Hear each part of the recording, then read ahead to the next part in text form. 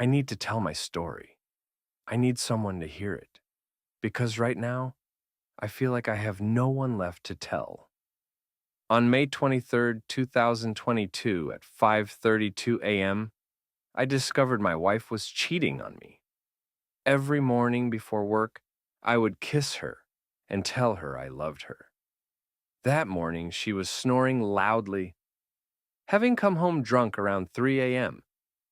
This had become a trend lately, one I accepted because I knew she valued social connection, and I trusted her, not wanting to be overbearing.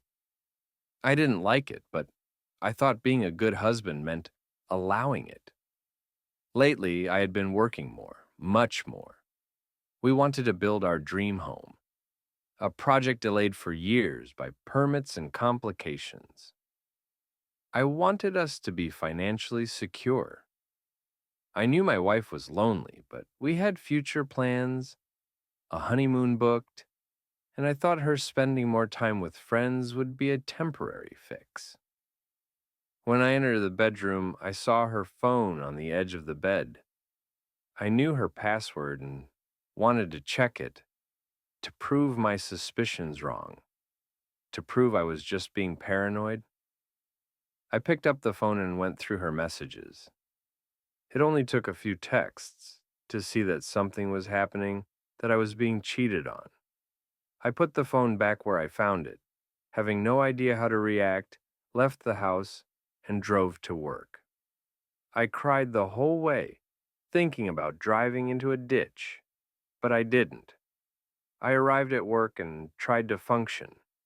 Later, I received her daily text telling me I'm handsome and that she loves me. I didn't want to deal with it, not over text. So I replied in kind and then cried some more in the bathroom. Midday, I received an anonymous message confirming what I already knew. It hurt to know others were aware, that it was blatant enough for strangers to notice while I had been oblivious. I'm still grateful someone cared enough to tell me. Waiting for the day to end felt like an eternity. I cried again on the drive home. My wife was at our neighbor's house drinking. I texted her to come home. I remember her walking to the door, perfectly fine, no hint of the pain that was about to begin. I told her I received a disturbing text message and asked if she was cheating, showing her my phone. She looked right at me and said, "No." She wanted to know who sent it, but I didn't know either. Then I asked to see her phone. She gave it to me without question, asking, "Don't you trust me? I would never do that to you." She kept shaking her head in disbelief that I would doubt her. My heart sank further when I saw she had deleted all the compromising messages. For a brief moment, I almost believed her. Was I delusional? Was I a bad husband for snooping? But I knew what I saw. I told her I had read her phone that morning, that she deleted the texts, and that I knew something was going on. She admitted the neighbor had kissed her, claiming she didn't want to tell me, because she didn't want a small mistake to become a big issue. I knew from the text there was more. I wanted to leave, pack a bag, and go to my parents, to be with someone who cared. But I was in shock. She lied to my face, tried to shift the blame, and if I hadn't known the truth, she would have made me feel like the bad partner. We agreed we needed to talk more. Nearly 2 decades together was too much to just give up. Between tears, we discussed the relationship's issues, declining intimacy, not prioritizing each other, her feeling unwanted. Hearing these things felt manageable, but it didn't address the infidelity and lies. I took the next day off. We had an honest conversation about her hanging out with the neighbors alone. I warned her that friendly intentions can be misinterpreted, and male attention can easily turn into something else. We agreed that if any boundaries were crossed, she would tell me immediately. I believed her then. We had discussed that infidelity was the only thing that could break our marriage, and she knew that. Then, she started telling me more. It had been going on for weeks. It wasn't just him kissing her. She was an active participant. She said she told him it was wrong many times, but that didn't stop her from going back. She claimed it hadn't gone below the belt and that she broke it off on May 20th. My heart broke again because I knew they were still texting dirty messages early on the 23rd. Every time she retold the story, it got worse. Knowing we had been so open for the past 24 hours, yet she was still lying, broke me again. I went to work the next day but had to leave. I couldn't face anyone without crying. My boss gave me the rest of the week off without hesitation. This was the first time I genuinely considered suicide. I was in my car, feeling like it would be easy, but I didn't want to die. I just didn't want to be alive right then. I cried aloud, "I'm dying, and I have no one to talk to, no one to help." And then I drove back to her. We talked more. I told her I needed the full story. It had been going on for weeks. She even brought him to my birthday party at my parents' house, introducing him to my family. This person was a distant cousin of mine. My mom was so happy to see him after so many years. This broke something else inside me.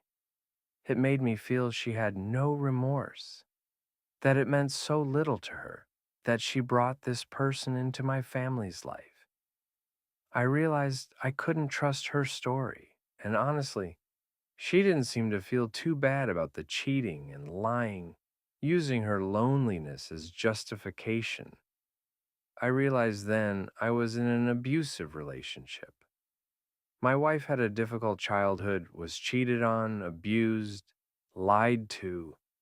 It never occurred to me she could become the abuser, but I felt she had. She knew what that pain felt like, yet inflicted it on the person she claimed to love most, because I wasn't attentive enough. Old memories surfaced. She had cheated on me when we were in university. Now there was a pattern, and I couldn't know if there had been other incidents between then and now. Despite everything, we talked about changes we wanted to make, how we both wanted to be better. Exhausted, we fell asleep cuddling. We woke up kissing and had sex. I knew it was wrong, but I could tell she wanted to feel intimate, desired, and in that moment, despite everything, I wanted her too. We decided we needed some time apart.